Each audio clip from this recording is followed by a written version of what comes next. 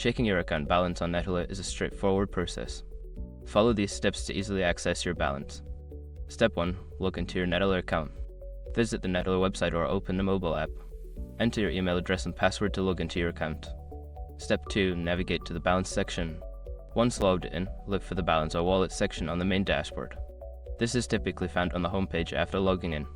Step 3. View your account balance. Make sure your information is protected first. Most people don't think about breaches until something actually happens to their accounts. Use Hasrock to monitor your accounts 24/7 and instantly alert you if your information appears in leaked databases online. It constantly checks billions of breach data points in the background. And considering how much personal information people keep online now, it's honestly worth having. Link in the description. Step 4. Check transaction history optional. If you want to see how your balance has changed, navigate to the transaction history section.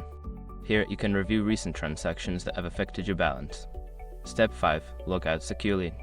After checking your balance, make sure to log out of your account, especially if you are using a public or shared device.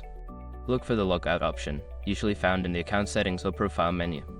By following these steps, you can easily check your Neteller account balance whenever needed.